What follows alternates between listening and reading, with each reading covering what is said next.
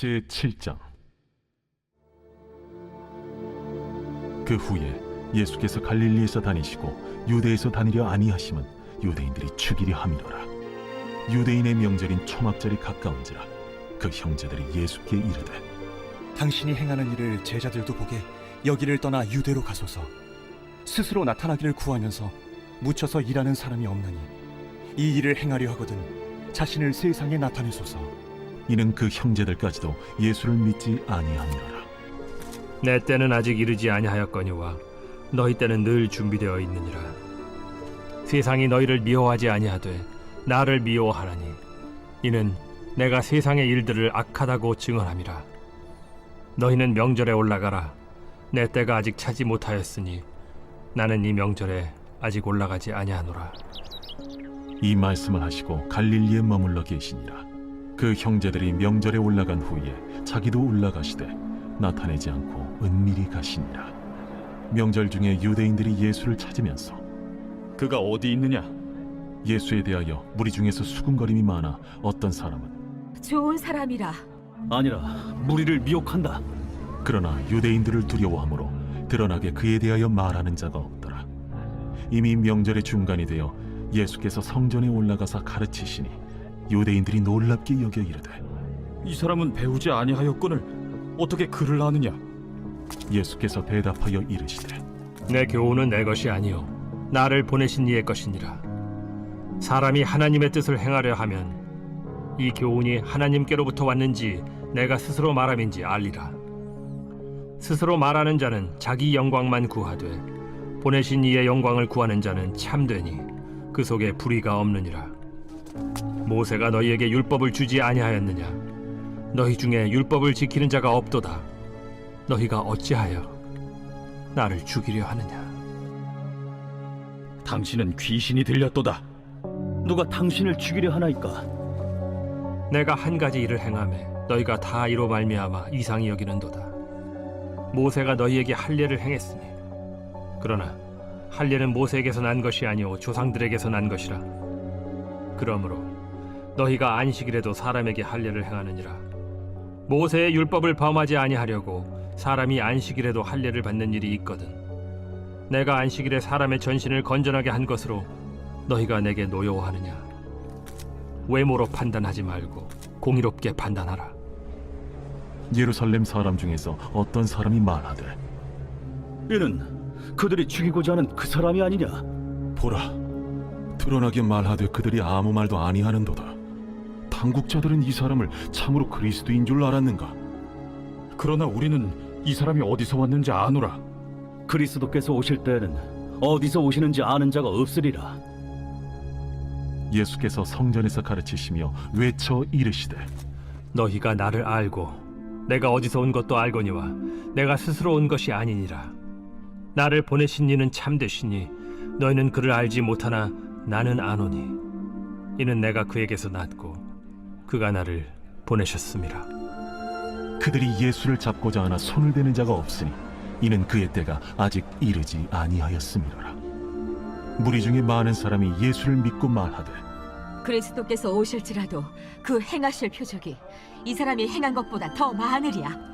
예수에 대하여 무리가 수군거리는 것이 바리새인들에게 들린지라. 대제사장들과 바리새인들이 그를 잡으려고 아랫사람들을 보내니 예수께서 이르시되, 내가 너희와 함께 조금 더 있다가 나를 보내신 이에게로 돌아가겠노라.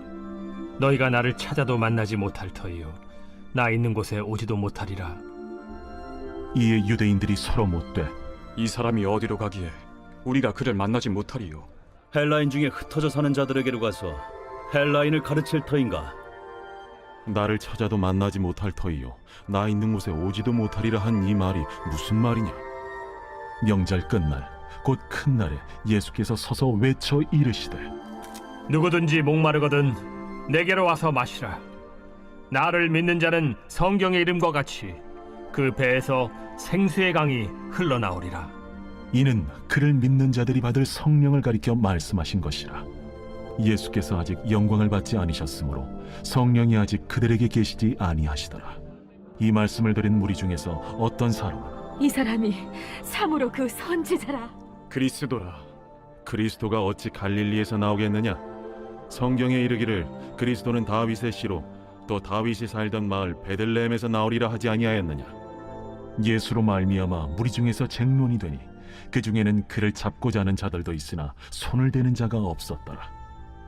아랫 사람들이 대제사장들과 바리새인들에게로 오니 그들이 묻되 어찌하여 잡아오지 아니하였느냐? 그 사람이 말하는 것처럼 말한 사람은 이때까지 없었나이다. 바리새인들이 대답하되 너희도 미혹되었느냐? 당국자들이나 바리새인 중에 그를 믿는 자가 있느냐? 율법을 알지 못하는 이 무리는 저주를 받은 자로다. 그 중에 한 사람 곧 전에 예수께 왔던 니고데모가 그들에게 말하되 우리 율법은 사람의 말을 듣고 그 행한 것을 알기 전에 심판하느냐? 그들이 대답하여 이르되 너도 갈릴리에서 왔느냐? 찾아보라. 갈릴리에서는 선지자가 나지 못하느니라. 다 각각 집으로 돌아가고 예수님은 갈릴리에서 사역을 이어가시며 유대 지역으로 가는 것을 머뭇거리셨습니다. 아직 주님이 정하신 때가 이르기 전 일부러 위험한 상황에 자신을 던지지 않으신 것입니다. 박해를 당하게 될 때 떳떳하지 못한 방식으로 피하는 것도 옳지 않지만 일부러 박해를 당하는 것 또한 지혜롭지 못한 일임을 주님께서 직접 보여주십니다. 마침 유대인의 큰 명절 초막절이 이르렀습니다. 초막절은 이스라엘이 광야 생활 40년간 장막에 거주했던 사실을 기념하며 하나님의 은혜를 기억하는 소중한 명절입니다. 이때 예수님의 형제들이 주님께 나와 유대로 올라가 자신을 세상에 나타내라 말합니다. 더 많은 제자가 예수님이 행하시는 표적을 보게 하여 영성을 얻으라는 것이었습니다. 그런데 형제들의 이 권면은 예수님에게 또 하나의 고통을 안겨주는 것이 되었습니다. 그들의 권면은 마치 광야에서 마귀가 천하만국을 보여주며 절하라고 했던 시험과도 같았습니다. 가장 가까운 형제들조차 예수님을 단순 명예주의자로 오해하고 예수님의 메시아적 사명을 이해하지 못했습니다. 예수님의 형제들은 이 세상주의에 사로잡혀 예수님을 믿지 못했습니다.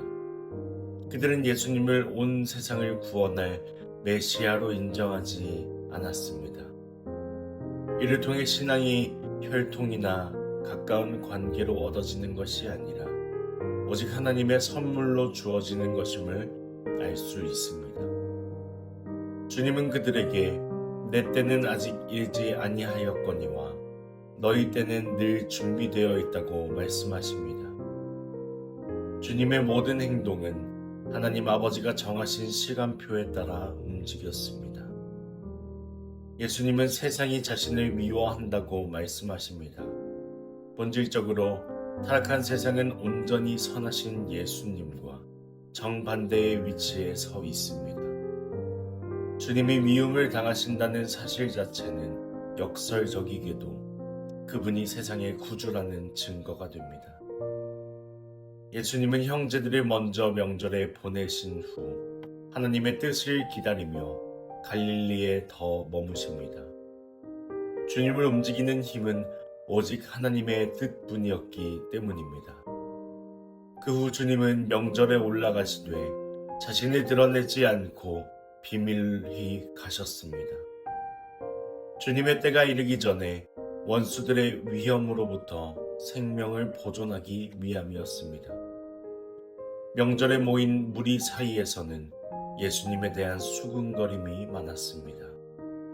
어떤 이는 좋은 사람이라 하고 어떤 이는 무리를 미혹한다고 비난했습니다.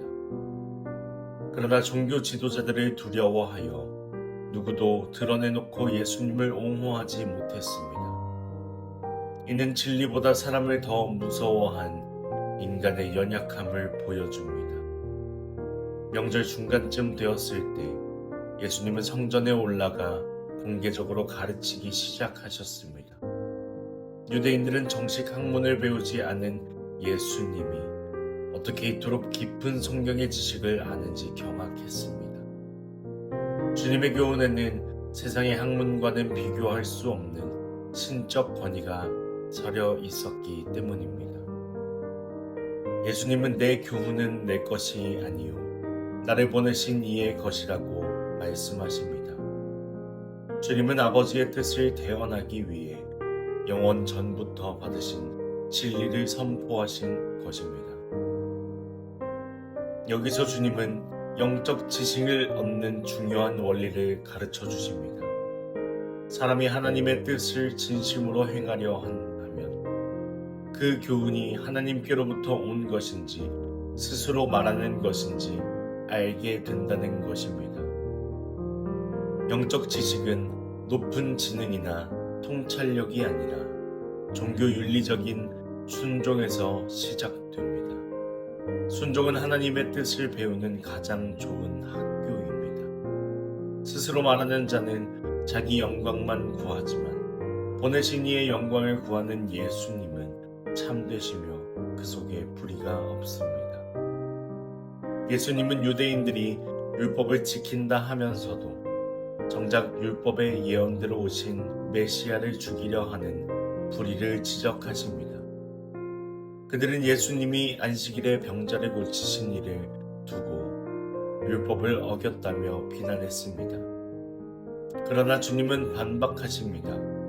유대인들이 안식일에도 할례를 행하는 것이 율법을 폐하지 않으려는 정당한 행위라면 안식일에 병든 사람의 전신을 건전하게 고친 자비의 일이 정죄받을 이유가 무엇이냐는 것입니다.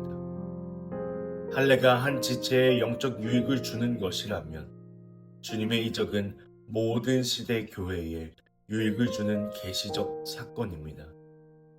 주님은 외모로 판단하지 말고 공의의 판단으로 판단하라고 명하십니다.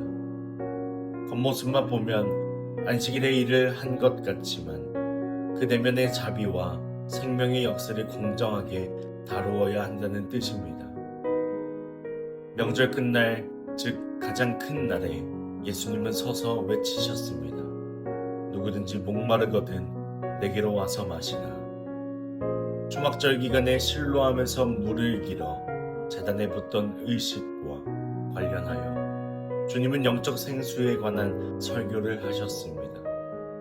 주님은 오직 주님만이 온 인류의 무한한 갈증을 멈추어 줄 수 있는 유일한 분이심을 선포하셨습니다.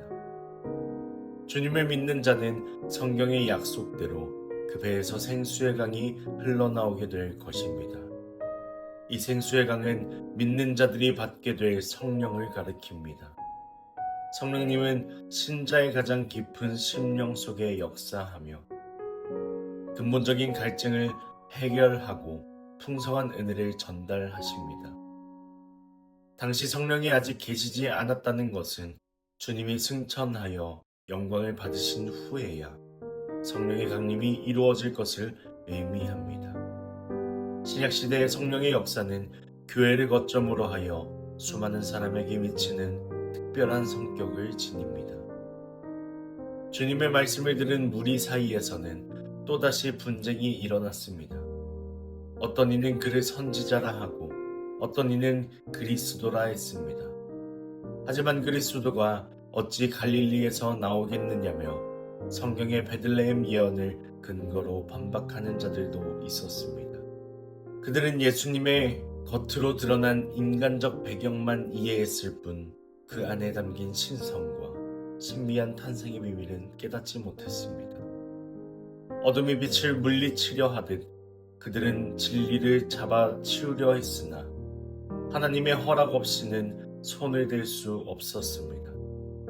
대제사장들이 보낸 종들조차 그 사람처럼 말한 사람은 이때까지 없었다며 주님의 권세에 압도되어 돌아왔습니다. 바리새인들은 그들을 미혹되었다고 비난하며 자신들의 불신앙을 정당화하려 했습니다. 이때 그들 중 한 사람인 니고데모가 용기 있게 일어납니다. 그는 우리의 율법이 사람의 말을 듣고 그 행한 것을 알기 전에 판결하느냐며 공정한 절차를 요구합니다. 바리새인들은 니고데모마저 무시하며 갈릴리에서는 선지자가 나지 못한다고 장담했지만 그것은 오히려 그들의 성경적 무식함을 드러낼 뿐이었습니다. 요한복음 7장은 우리에게 하나님의 때를 기다리는 인내와 세상의 미움 앞에서도 굴복하지 않는 진리의 선포를 보여줍니다. 스스로 영광을 구하는 삶을 버리고 오직 보내신 이의 영광을 구하며 순종하는 자만이 하나님의 깊은 교훈을 깨달을 수 있습니다. 인간의 갈증은 오직 생수의 강이신 예수 그리스도를 통해서만 해결됩니다. 오늘도 세상은 여러 가지 이유를 들어 진리를 거부하고 박해합니다. 그러나 밤이 깊을수록 새벽이 가까이 옴을 깨달아야 합니다. 죄악이 짙게 드러날 때 진리 편에 서는 자들도 더욱 분명히 나타납니다. 니고데모처럼 세상의 평판보다 하나님의 공의를 선택하는 용기, 그리고 성령의 충만한 은혜를 누리는 삶이 우리의 삶이 되기를 원합니다. 마르지 않는 생수의 강이 우리 심령 속에서 끊임없이 흘러 넘치게 되기를 주님의 이름으로 축복합니다.